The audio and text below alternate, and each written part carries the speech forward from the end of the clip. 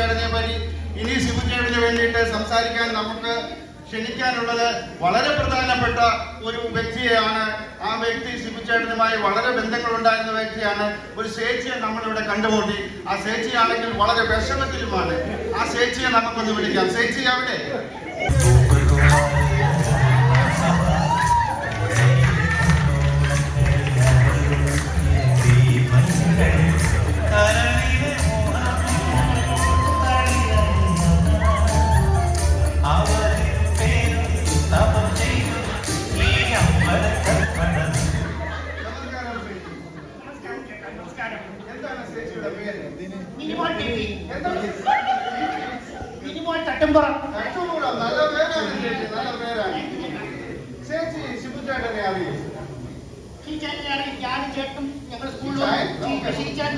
ഒന്നിച്ച് പഠിച്ചതാണ്. എനിക്ക് പണ്ടേ ഇഷ്ടമാണ്.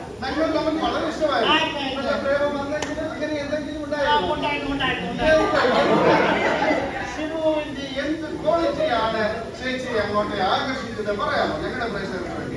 ചേട്ടന്റെ ആ ചിരി, ചേട്ടന്റെ നടത്തം, ഇങ്ങോട്ടില്ലാത്ത നടത്തും, അത് കാണുമ്പോൾ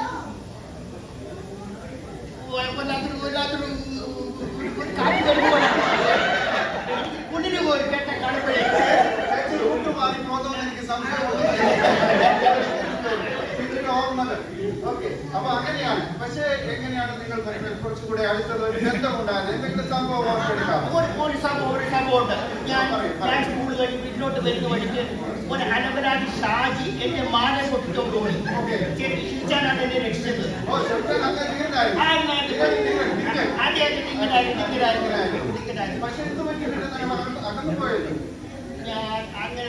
ഞാൻ 10ാം ക്ലാസ് തോറ്റു.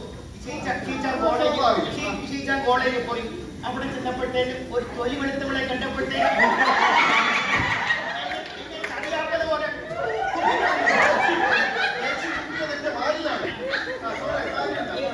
ഇപ്പൊ അവിടെ അമേരിക്കയിലാണ് ഞാൻ കേട്ടു.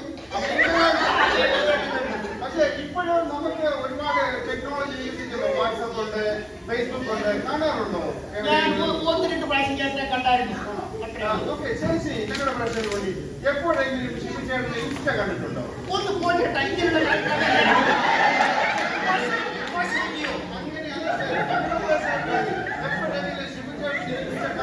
ചേച്ചി?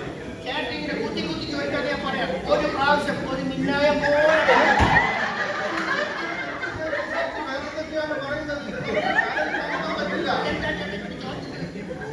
ചേച്ചി കൂട്ടുമാറി പോയി. നമ്മൾ ചോദിച്ചത് ഇൻസ്റ്റഗ്രാം,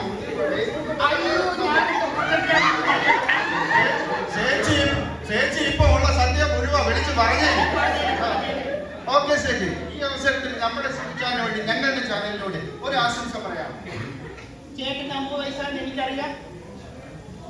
ഇനി ഒരു ജന്മം ഉണ്ടെങ്കിൽ ചേട്ടന്റെ കൂടെ ജീവിക്കണമെന്നാണ് എന്റെ താല്പര്യം. അപ്പൊ ഷിബു ഇത് കേൾക്കുന്നുണ്ടെങ്കിൽ എവിടെയാണെങ്കിലും ഷിബു കാത്തിരിക്കുന്നു. ഈ ചേച്ചി, തട്ടുമുറം ചേച്ചി. ചേട്ടാ